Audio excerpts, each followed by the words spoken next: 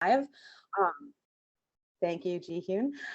So my name is Victoria Lesor. I am the Chief of Staff at Barnard's Athena Center for Leadership. I would like to officially say welcome. Thank you all for joining us for this session of Career Insights, Breaking into Entertainment. I want to thank my colleagues and friends at the Beyond Barnard office for organizing this. And we are aware that it is a Friday afternoon and some of you have classes and internships to get to. So we are going to keep this event to the hour. I'm going to turn it over very shortly to our moderator, but just flagging now that we will be taking questions from the audience. So we're going to save 10-15 minutes at the end of today's session to hear from you all. So please feel free to either drop your questions into the chat or write them down, and we can do a little raise hand as we get closer. But with that, I'm going to kick it off to our moderator and Barnard's Artemis Rising Foundation filmmaker in residence, Sakia Dorset. Sakia, over to you to introduce our panelists and to get things started. Good morning, everybody. It is a wonderful Friday. Thanks to global warming, we are basically in summer. So stick it out with us until 3 o'clock to ask your questions and be patient. I want to shout out Adele, who is from my class, who's doing phenomenal right now, making her short form documentary. And now I'd love to talk a little bit more about these amazing individuals that we have gathered today. What's great about folks gathered today is that they're multi-hyphenates. They are killing it in all aspects. Host, actor, director, producer. I mean, the list goes on. So let's get to know them. And we will start with Alex Berg. Alex, wave to the folks. Yes. Alex Berg is an on-air host, creative director, and journalist telling stories from and in front and behind the camera. Personally, I met Alex when she interviewed me about my documentary, The Revival Woman in the Word, when she was on Huffington Post Live. And since then, she has gone on. Right now, she's a creative director at Blink. She just came off of a film festival run with New Fest. Congratulations for Authentic Voices of Pride. Yes. Thank you. Thank you. Amazing stuff. And so we're going to talk to her about how she creates in front and behind the camera. And then we have Okima T. Moore, my Bed-Stuy friend. Shout out, Okima. Emmy-nominated producer, PGA, and rising director. She has directed and produced branded content for Lifetime, Netflix, Nickelodeon, DreamWorks, Fox, Disney, Marvel. Oh, I should have brought some water. So many things, completely amazing. And she acts. So, you know, when she's not taking over the world, she's acting, directing, and producing. And she is on the board of NYWIF, New York Women in Film and Television. So she's going to talk a little bit more about that. So shout out Okima T. Moore. Hi guys, thanks for having me. Yes. And then Carmen Lebeau.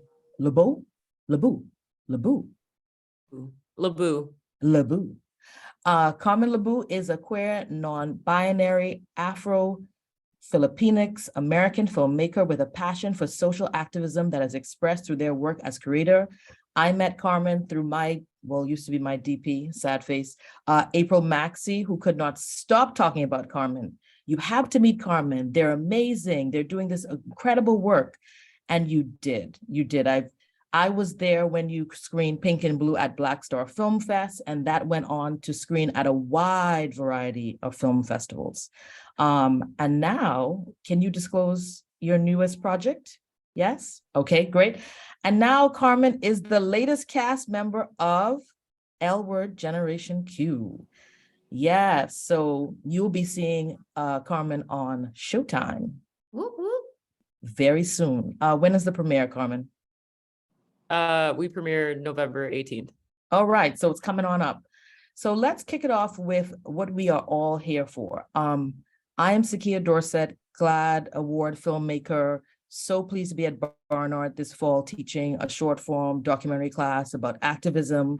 Folks are doing incredible work around creating short form docs that are doing all types of stuff. We have Adele's, which is reflecting on gender identity.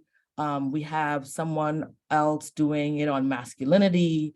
We have the work of actually Barnard RA Union that's coming up. So we have so many docs that are coming out. And I just want you to stay tuned for that because we will be with our docs at Athena Film Festival. So shout out to Athena Film Festival. Make sure you are getting your student tickets now so that you are ready to see those docs come next year, 2023. So first question, throwing it out. Oh yes, March the 2nd to the 5th, 2023, Athena Film Festival. So throwing it out to anyone on the panel, let's kick it off. What was the moment that you felt you broke through? What was the moment that you felt you broke through? I'm still waiting to break through. I think for me, like everybody's like, oh, when I get there, I think the moment that I broke through was the moment I realized there's no there, right? Like doing the work. Like I really love what I do, and what I do is not easy most of the time. Like presently I am producing season 2 of Founding in Color, a doc series on Peacock. I normally direct and creative produce. This particular time, I was the casting producer and story producer. So literally before I got on here, I had a pitch and then I was, assembling episode 2 because we just wrapped the shoot. So for me, I think I broke through when I broke through here and understood there is no there for me. And my idea of success is like, I can pay all my bills, buy a nice pair of shoes, and go out to eat if I like. Because once upon a time it was tuna, cereal, and we in the house. So, something might not get paid this month. Like we're gonna have shelter, heat, and electricity. Everything else is negotiable. So like that was where my filmmaking experience came from. So, I broke through when I realized that, being able to sustain a decent livelihood and give back into my community, either with sweat equity, fiscal donations, or time, is what makes the difference.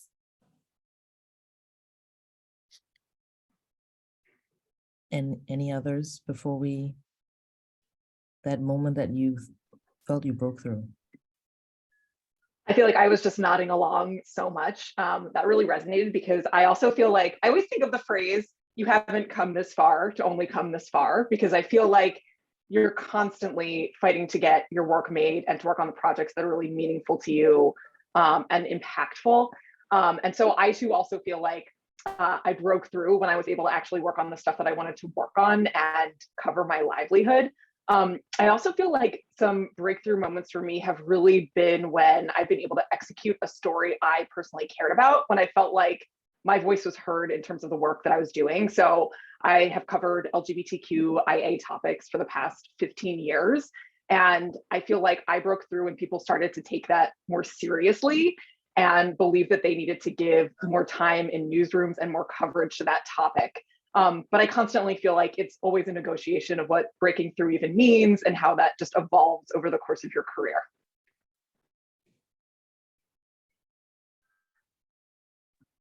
And Carmen, any thoughts about breaking through?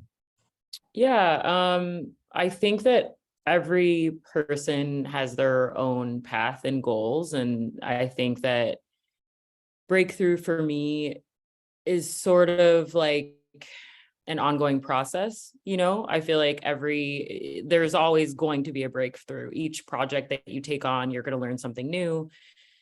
And I think for me, once I started truly being myself and coming into myself and being open about that, I've been out my entire career.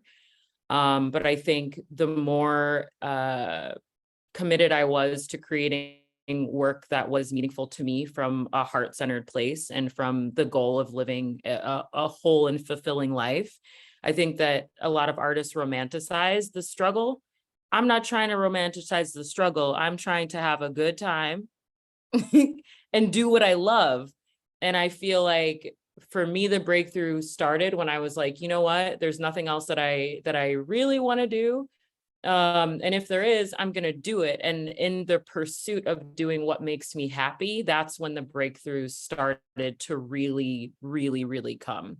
And that's when being out and being open about what I want and the kind of life that I want to live, that's when I started to attract or really see the fruits of my labor. So that's my short and spiritual creative answer.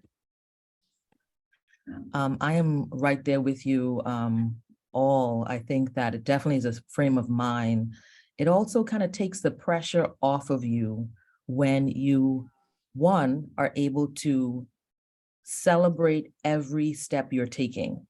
And you realize that at every tier, whether that is, I got the internship, I got an email, someone replied to my email, that you're able to kind of take each step and celebrate that so that you're always continuously breaking through. And I think that's when you honestly feel a restoration in your soul, when you don't have that moment where you're like, it's the big break, where everything that you're celebrating and everything you appreciate, and there's a gratitude there.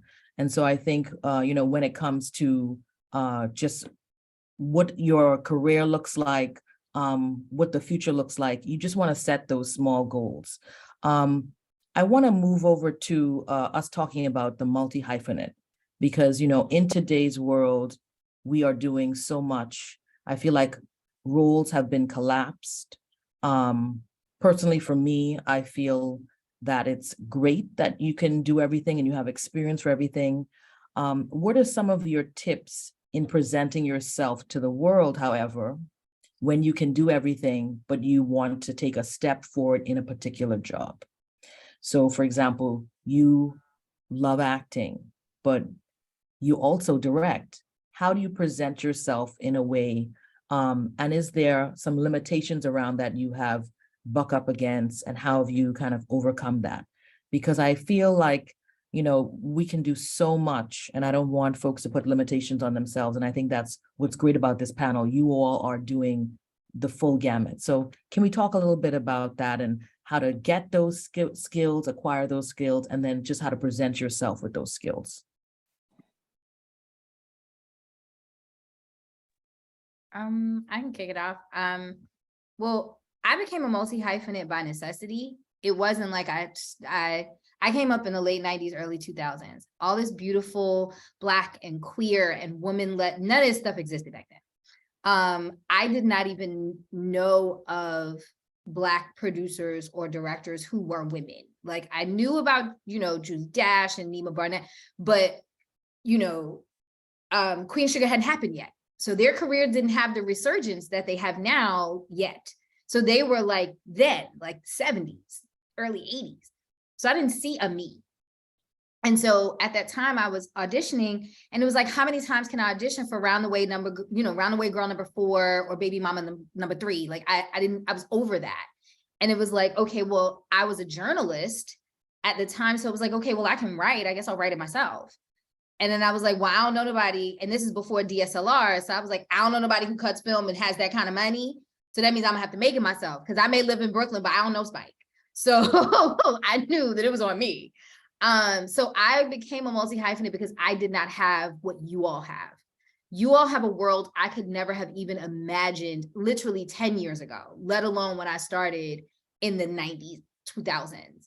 And so, I think that now, because there is so much access, a lot of people want to do all the things, but they're not investing in the craftsmanship of each thing. Waking up one day and going on Vistaprint and making a business card with 8 slashes is cute, but what is the work between each slash? Have you actually worked to, in some way, perfect or at least be good at the one thing before the 10 other things come on?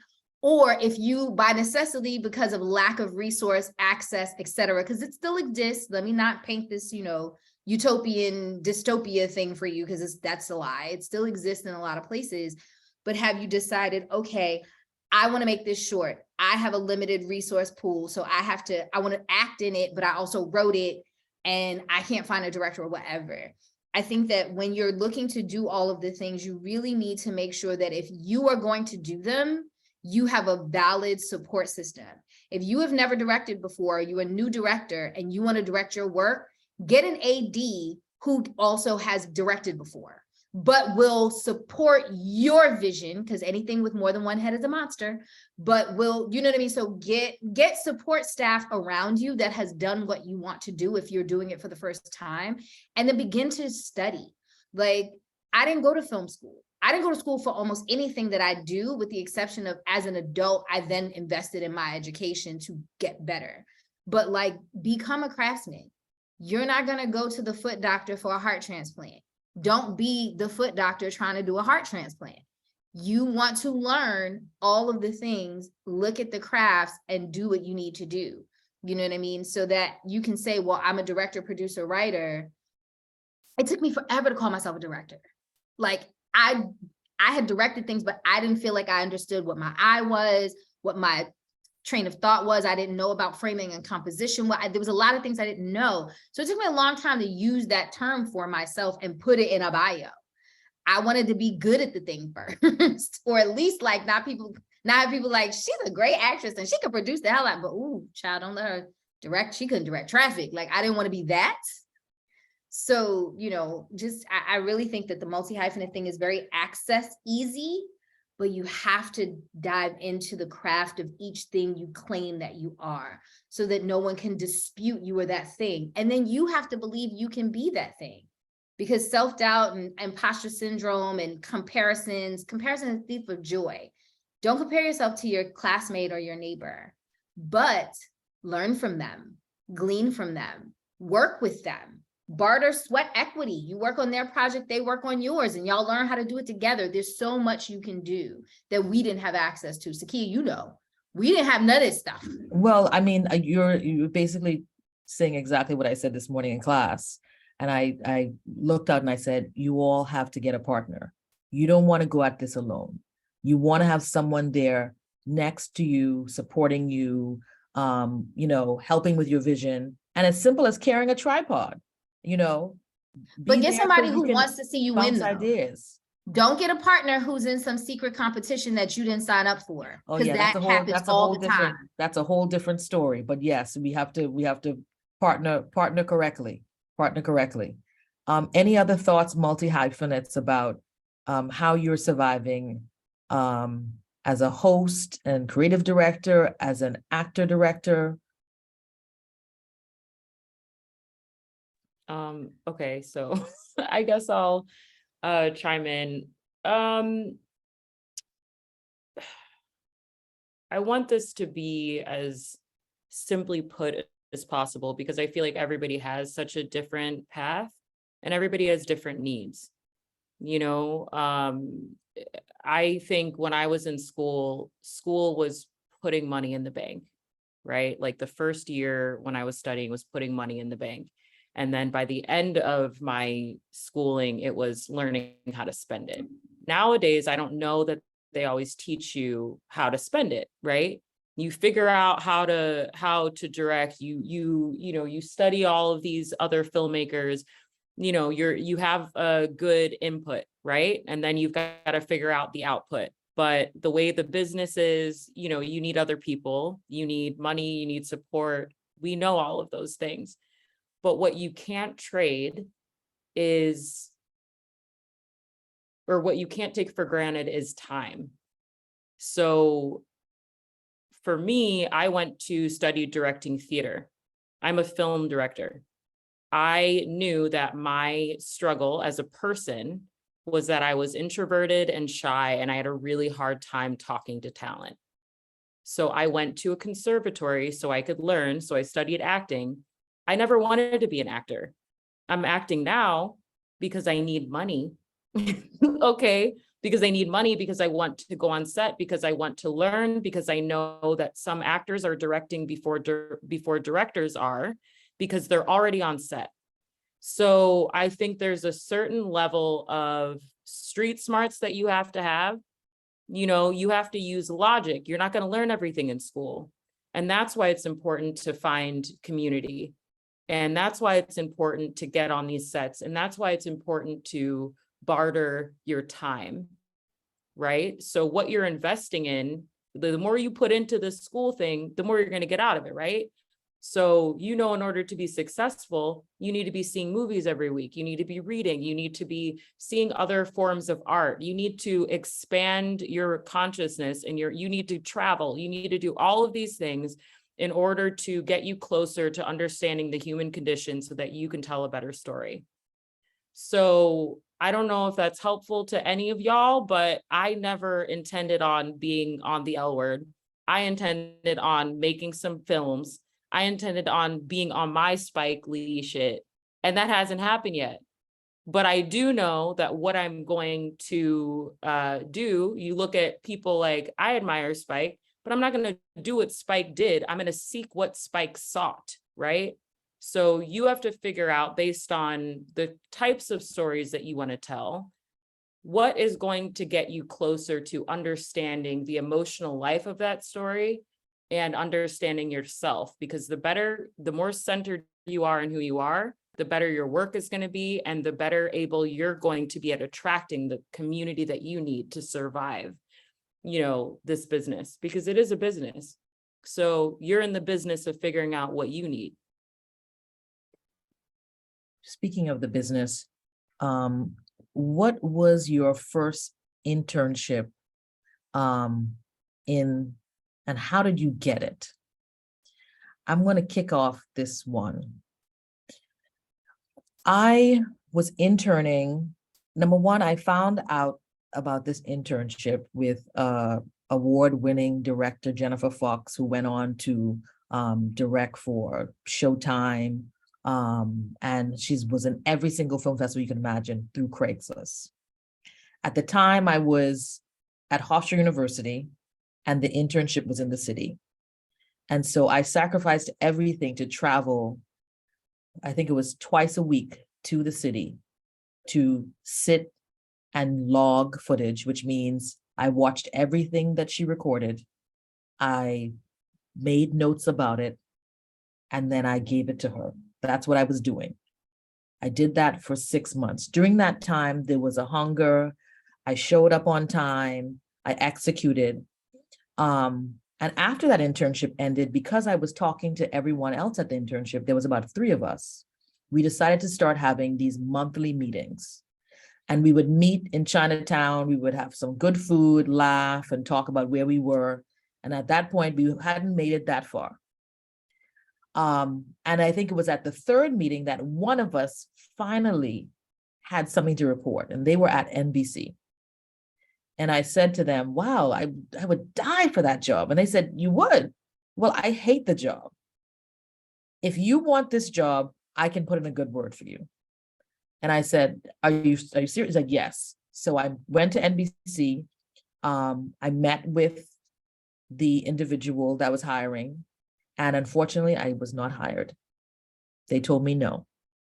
So I went back to working at a small production company, but I had really aced that interview. And so 6 months later, that person sent me a note and said, I remember that job. Well, no, it's not that job, but I have another job. Would you like to come in? And that's how I got my big break. I want to emphasize that because at the time of the internship, I didn't think that, I wasn't thinking to myself, oh, what can these other interns do for me? I wasn't thinking where are these other interns going. But what I did do was I showed up with a positive spirit. I connected with those interns, and then I followed up with them and made sure that we kept in touch in a genuine, natural way. And that really afforded me my first step at 30 Rock. And I've been there 10 years. I spent 10 years at 30 Rock. I went to Viacom, and I'm now back at 30 Rock again. And I just saw my first boss that I had at 30 Rock in the elevator on Tuesday, and we're still very good friends. So I want to ask you all, when was that moment, when was that first internship that you got that really kind of moved you forward?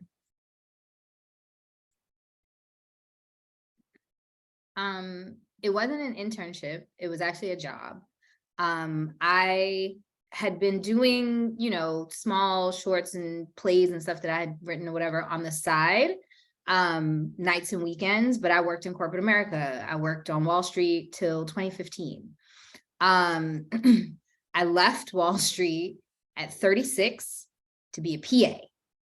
And I was so nervous because I was used to my 6-figure salary and having my own assistant. And now I was asking people how they wanted their coffee at 36 with my 23-year-old boss. And so humility was necessary. But I got the chance to, I went to a NIWIFT talk, funny enough, this is way before I even thought about being on a board. And they were like, oh, the director of Oprah's Masterclass is coming to give a talk. And I was like, oh, I had just seen the show for the first time, like 2 weeks before. It was Oprah's episode. And I was bawling because I was like, nothing's happening. And I left my job and I'm stupid. And my parents told me I was stupid and I'm broke and I'm hungry. And it was a mess. And so I went to this talk and this woman walks in and they were like, oh, she's here. And I was like, who's here? They were like, the director. I was like, what? They were like, Oprah's Masterclass. It was this tiny little 5-foot blonde hair, blue-eyed woman. I was like, but it's Oprah's Masterclass. And they were like, right. And I was like, huh? Let me tell you something. By the time she was done talking, I wouldn't have cared if she was pink with purple polka dots. She was so enigmatic to me. I was like, I don't care what you do. I would love to work with you. I don't care if I'm carrying your shoes. Like, I just want to learn from you because she started as the line producer and ended as an EP and the director.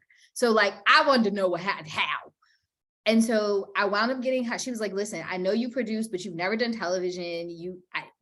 I can give you an office PA job. Literally, I was like, those tuna and cereal years, because that's how much I was making a week as this office PA coming from Wall Street. Like, y'all saw Inventing Anna. Fortress was the place I left to become a PA. No lie. So that will tell you the difference.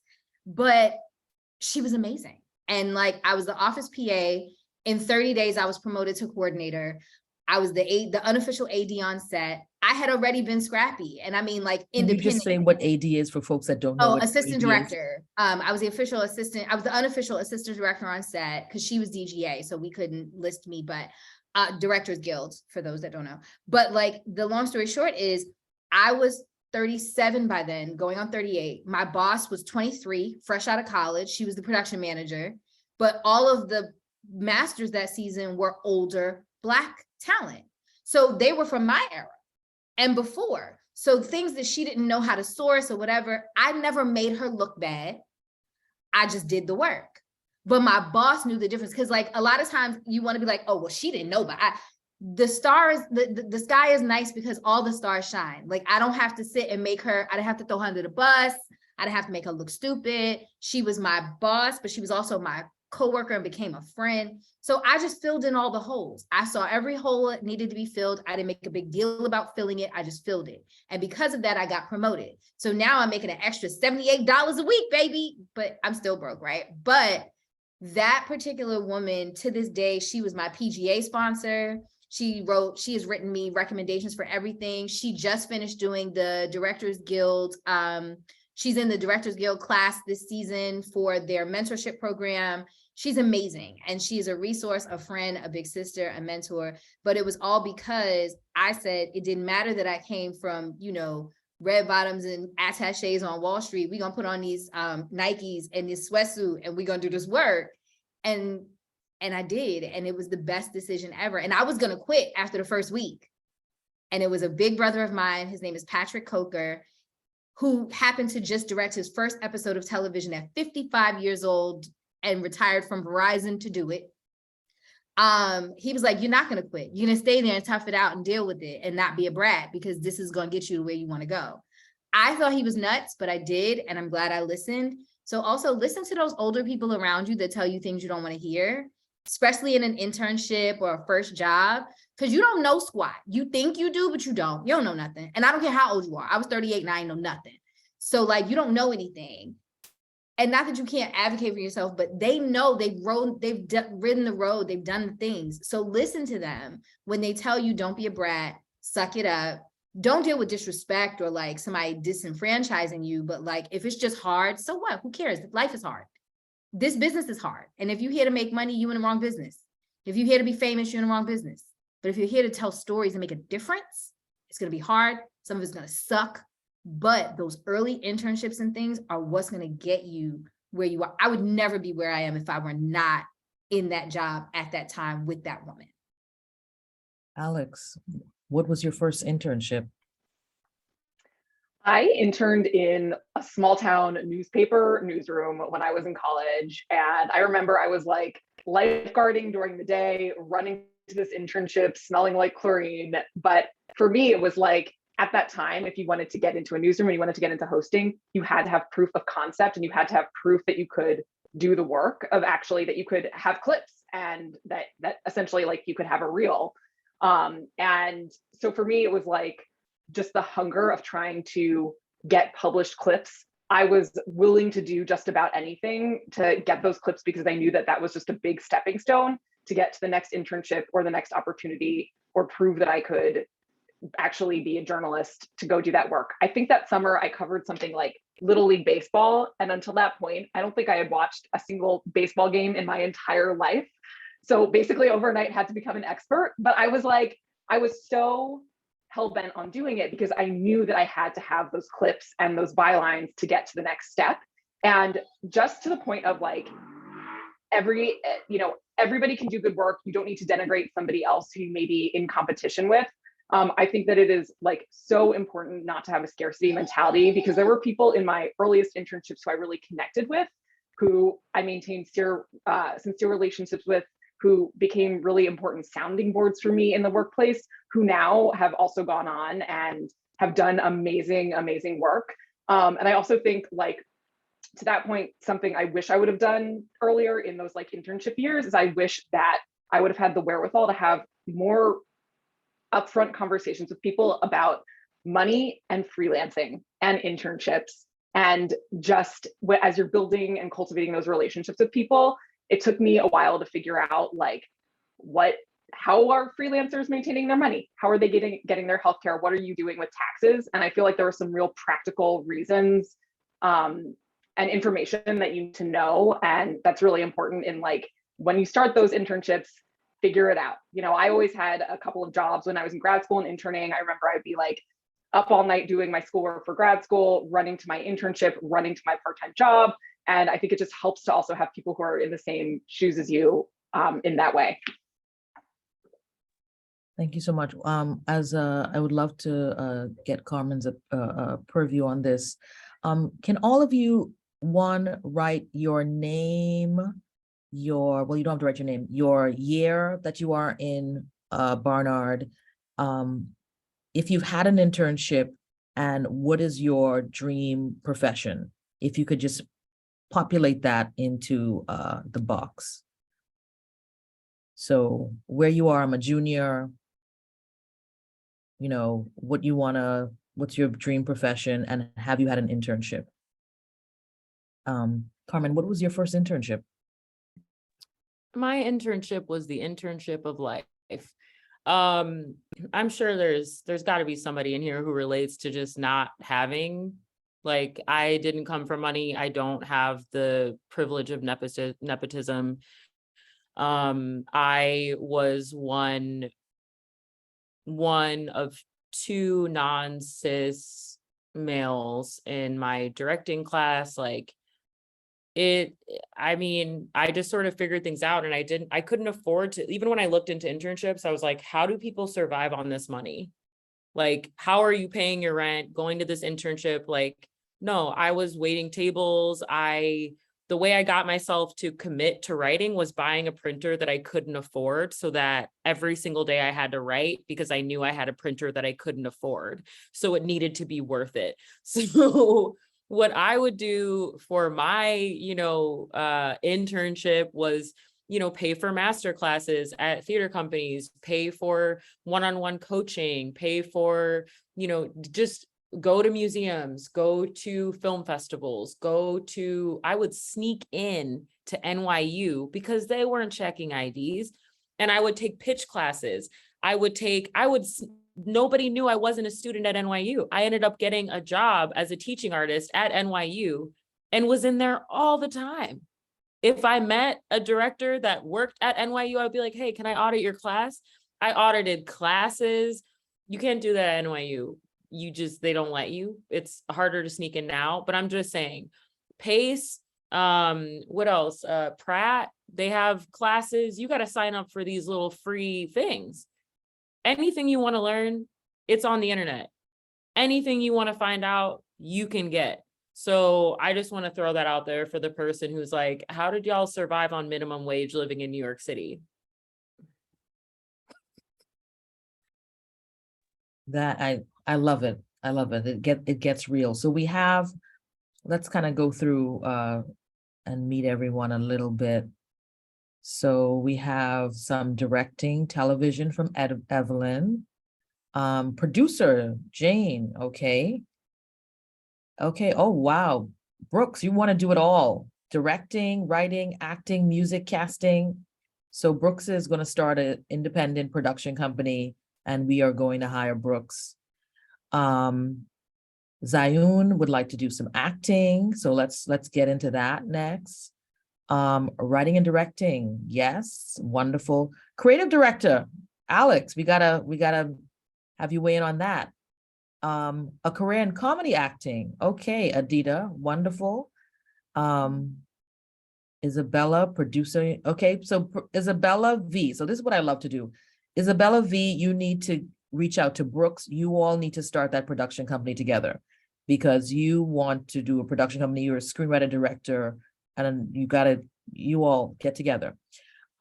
Sophia, producer in a writer's room for TV. Oh, you make your own films. Wonderful. Adele, journalism, documentarian. Yes, wonderful, wonderful.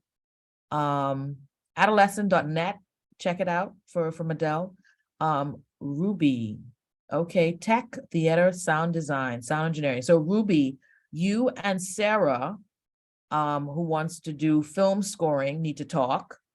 All right, we have some audio collaborations happening there, so make sure you all exchange information. Okay, the world may know.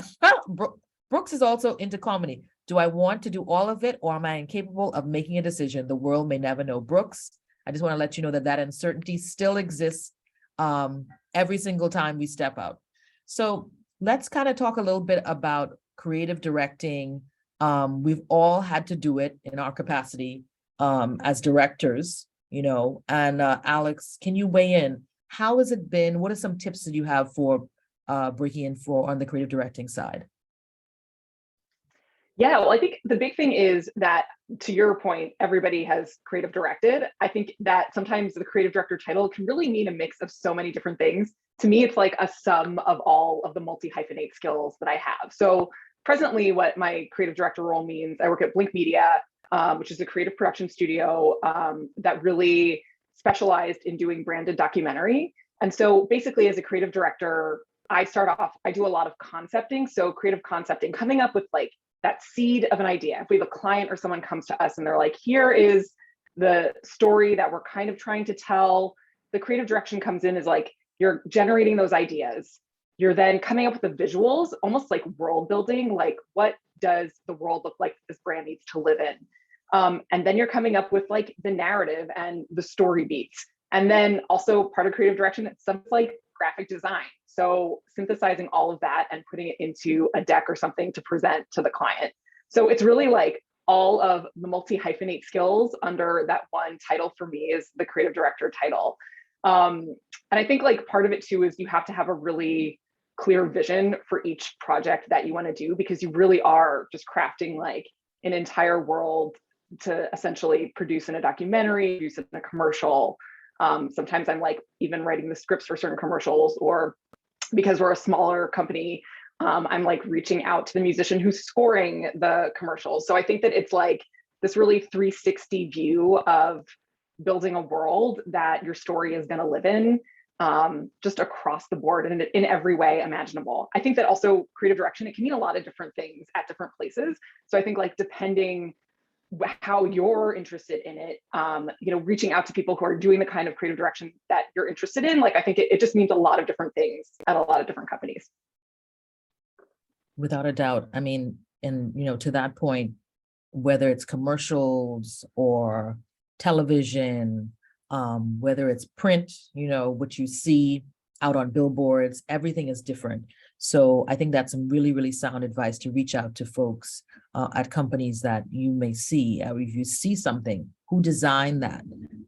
Most creative directors are on Instagram right now. Follow them, follow those production companies, and really kind of immerse yourself in their world. I sent before Twitter started to die, I sent a DM and someone responded to me. So, be bold. As they say, shoot your shot. Carmen, let's talk a little bit about acting, because there's a lot of actors in this chat. What are some of the tips after being on set this season that you want to share in terms of preparation and bringing your true self to scenes? That's really tough because I think, I've always been a director first. So this was really my first time, acting on television, with 5 episodes and no time, it was just kind of a lot. But I think what was beneficial to me was that I had already studied, I went to a conservatory. So, when I went to a conservatory, I studied Meisner, which means that I don't do a method type of let me feel my grandmother's blanket and go into this world of memory and cry. That's not, my training was very much about the imagination and just being present in the moment and letting, it's more about spontaneity. So I think this experience just reinforced how important it is to be flexible in your choices, which I think is helpful for everything as an artist. I think a lot of what I've learned about directing has really, really impacted the way I approach this as an actor. I could absolutely focus on acting throughout the entire time, but I think what I learned is that as a director, you have to think about everyone. You have to be a leader. You have to be, you have to be a good communicator. You have to do all of these things. As an actor, you have to do those things, but you have to learn how to interpret notes that are oftentimes poorly delivered. Okay. So you have to be a translator. The best thing I can say for the actors out there is, in order to be, I think, an actor, you have to be a monk, you have to be a psychologist, and you have to be a dancer. You got to take care of your body. You got to be healthy. You have to be, you have to know the psychology of the, people that are in the scene. You have to know the relationships. You have to know thematically what turns you on in life and in the story, what excites you about it. You cannot be depressed as an actor. So I'm always going to be on my mental health tip. You got to take care of your mind, body, and spirit. Because being an actor on television, when things are moving so fast, you don't have time to get it together. You just have to be together. And then you have to be open and available to work and build with other people. It's TV is quite different than working in film. So I guess what I learned, the most important things I learned about this, which I think I already kind of knew from my previous experiences, were to mind my business, only focus on what I can control, which is my work. No gossiping, none of that drama. It's not worth your time. It's not worth your energy, and take walks. Just like if you're directors out there, how many times I take walks? Okay, DP just had a fit. Let me take 5, calm down and come back and start again. So I guess that's my very general, but obviously specific answer. Let me tell you that mind your business is without a doubt something that no gossiping, mind your business, keep present, keep healthy. That is tips for life. That is tips for life. Everyone, Sarah in the chat. Oh, making films and wants original music. Free original music for films. Reach out to Sarah Senior. This is great. Thank you, Sarah. I'm going to reach out to you. Get in contact with me on my Barnard email because my students are making films and I'm sure they would love to have library from you. Now, Sakia, she didn't write free. She just said available. oh, that, you know what? How about that? I don't mind doing it for free. You know what? And this is a perfect transition because I was about to talk about your skill set as a producer, and that's what comes down to the money. So now you are the Swiss Army woman of producing. You have found a way, knowing about the short films that you have made and have helped make. Can you talk a little bit about what the producer does? And what are some tips about really kind of getting it done no matter the cost? Well, no matter the cost. Yeah, no. So I produce everything. And when I say everything, I mean like all the things. So like right now I'm working on a show for Peacock, but I also just produced a short. I work on a lot of food television. So your Chopped, your Kitchen, your Beat Bobby Flay, I just did season 2 of Nomad on CNN for Carlton McCoy. Like, so I kind of do all, and like, I have a healthcare.gov commercial I just produced and directed that just dropped this week. So like, I do all of the different types of producing. But the general thread in that is you are the dean of students, you are the principal, you're the hall monitor, you're the school nurse, you are the social worker, you are all of the things. My biggest tips though, if you are producing and there are several different kinds of producers. So if you want to be a producer, you first have to figure out, what do you want to do? Is it that you want to be over the production and tell people yes and no when it comes to the money? Because that's a line producer or you PM. Is it that you want to be a part of the creative process? Let them know what UPM means. Oh, unit production manager, sorry. Fun fact, the only type of producer that is also covered under the Directors Guild. Do you want to, be a part of the creative process of casting and helping, address story, whether it's narrative or non-scripted, that's a creative producer. So you need to figure out kind of what kind of producer you want to be. Are you able to do all those things and you just want to be a part of the process? That's me. Like, I don't line produce anymore because but like, I kind of do all the things, but your biggest thing as a producer is you must be organized. Nobody knows where anything is, what anything costs, what's going on. You cannot be part of that no one who knows. You must know all the things. You need to know what time lunch is coming, but you also need to know how much that shit costs.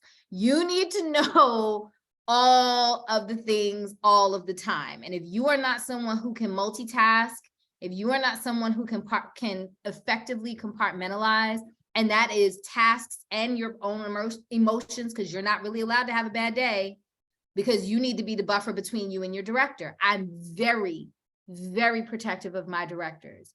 I gatekeep hard as a producer. You cannot bother my director if they are in creative land. Everything production has to come to me or who I delegate to. So like, you have to be a gatekeeper. You have to be able to compartmentalize. You have to be able to shake off your bad day to support your director's bad day, or when your DP has a fit, or when your director needs to go for a walk because the DP had a fit, or whatever it is. When that director's going for a walk, you need to know how far they're walking to. Do they want some coffee on this walk or anything else to make them feel better? But also how to de-escalate that DP, because they need to be friends in the next 20 minutes because you got daylight ending in 5 and you got a shot to get. Like, you need to know what time daylight ends. You need to be able to be, you are literally who all your department heads report to, right? And then you funnel that information to the director. So if you are not organized, if you are not able to, really break yourself down into many, many pieces, but still function as a whole, if you are not able to keep a level head and know how to de-escalate you so you can de-escalate them, then producing is not your bag, because it really takes someone with a special skill to do all the things while nothing really dies. But that doesn't mean that you are doing it all. That means you're also an effective delegator. You're effective at vetting your team. So you know who to hire, so who you can trust, so they can take care of the DP's meltdown while you go on the walk with the director. That you can, like, you need to be able to really be, you are assembling the super friends, right? And you need to know who's good at what and how to vet and all of those things so that you can do that effectively and run your show. It's always good as a producer to have a phenomenal co-producer or associate producer. So you have some buffer. So when you need to take a walk, somebody's still watching the children and herding the cats. So because to that effect, so Sue me, after hearing this rundown from Okima, you still wanna get producing, in or out? That's what I want to know. In or out?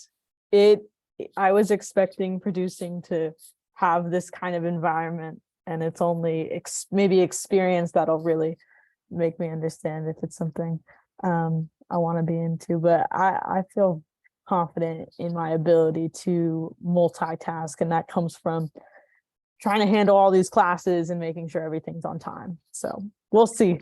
But yeah, producing is full of transferable skills. I brought all of my Wall Street to my movies and projects. You know, once you have had to oversee a CEO or CFO or some C-suite's day, and I'm talking about everything from, you know, booking their charter flight to sending their daughter her depot. Like it really is that ridiculous sometimes, right? Like, and that's what producing is. I remember working on a show with a very known actor who he hates candy, he hated candy, didn't like sweets, but he would have these like meltdowns in the middle of the day, and he scared his co-star because she was super fragile and had her own PTSD from an abusive parent. So like, it was wild to watch them on screen because their chemistry was insatiable, but they really didn't love each other once it was cut. So as a producer, I knew he liked red bell peppers, and there was a farm like down the street from set. I would send the PAs every morning to get fresh peppers, and I would slice them up for him and put them in little baggies. Like I'd dole them out like meat, I'd meat them out. And every time he got a little funky, I'd be like, you need a snack. It's kind of like that Snickers commercial, you knock yourself when you're hungry. So I would give him the little baggie of peppers, and it would chill him out. And then his co-star, who was super fragile, we would sing. And like, we would literally find a nursery rhyme every day. She was a new mom. And so we would find a new nursery rhyme that she could sing to her baby that night. And we would sing in the day when she got all frazzled and fragile. And it's dumb little stupid things like that that keep everybody happy and decent to make your day. Because if he's a raging lunatic and she's a frail little flower, you're not gonna have a great intimate scene. This was before intimacy coordinators and all that. Oh, wow, It was wow. Okima, I will be calling you. So you better put me, don't try and block my number after this call, because I need this type of producer is the type of producer you need. You need a producer that's in the trenches, making sure that those red bell peppers get to who it needs to get to. So we are running out of time. We've run out of time, but I would love to make sure that folks that are here exchange information. I cannot emphasize this enough, that you are at the point of connection, you know, connect with each other, take time for each other. Brooks, thank you so much. Barnard Student Theater has a lot of student producer positions if people are looking for experience. So start now. Please volunteer.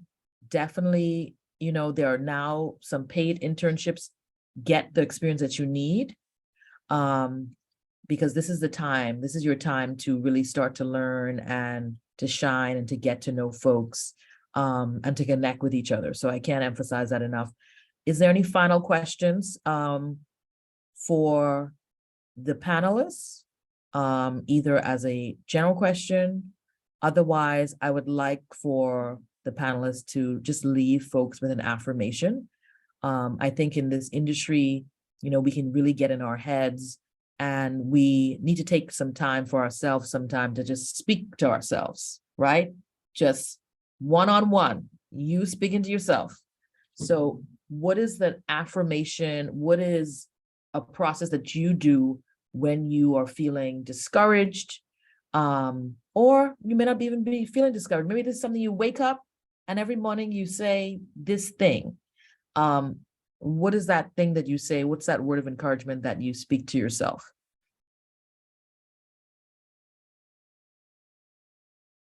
I deserve nice things and I'm willing to put in the work to get them.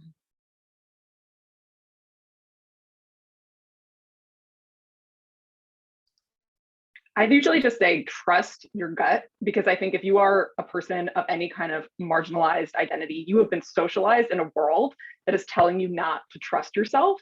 And so often I think in settings where you're trying to get your story told and you know the story, you've lived the story, people want to dismiss you. So I think a lot of times I just have to remind myself to trust my gut in a situation and not second guess a decision I want to make or the direction I want to give about something.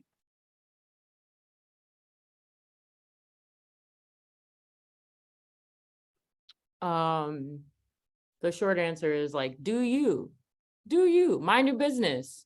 This is a game of life, play the game, you know? But the reality is we have a tendency to impose what we want on this life, right? I want to be a director. This is me. I want to be a director. That's all I want to do. That's all I want to do. Here I am acting. What is life asking of me? What is my responsibility in this life right now? What can I learn and how can I grow from this? So I think just being open and not saying this is how things are going to happen for me. It's what is life offering me and asking of me in this moment. Do you live your life, play the game of life. Don't compare yourself to other people. Mind your business. I love the mind the business. That's the one that I strongly believe in. I have to say, a coworker told me something maybe 2 years ago, and it's trust the process. And it is something that I have really benefited from. Because sometimes you are looking to that final goal and you arrive on set and you say, okay, we're going to shoot at 11. And 11 doesn't come. And you're just like, oh my goodness, now 11:30, now we're late, and you start spiraling. Well, you don't need to do that if you're trusting the process. We're not ready at 11. What do we need to do now? What's the steps that we need to take so that we can get to the other goal? I think that has really helped me transform, so that, I think early in my career, I would be just like, what is happening? And now I'm just like, okay, it's 11. And let's just regroup. Let's everybody come over here. Let's regroup. Let's talk about what we need to do. What can we get in this moment? Maybe it's not the shot that we thought, but maybe it's a more creative shot. So trusting the process is a mantra that I'm living with right now. Definitely. Oh yeah. And letting it go. That's right, Carmen. Letting it go. That's right. Thank you, Victoria. Any final words? No, just a thank you. Thank you, Sakia, and all of our panelists for joining us. This was amazing. Ji-Hyun, thank you, and Beyond Barnard for setting this up and for keeping us organized. We'll be looking out for a link to the recording so that we can share it with some of our students that weren't able to be here live. But, thank you, students, for joining, and enjoy the rest of this beautiful Friday. I hope. Take Carmen's advice, get outside, take a walk. That brain break is so important, that perspective. Final plug that I hope to see you all back for the film festival, March 2 through 5, 2023. I think that's it. Ji-Hyun, any final housekeeping things from Beyond Barnard?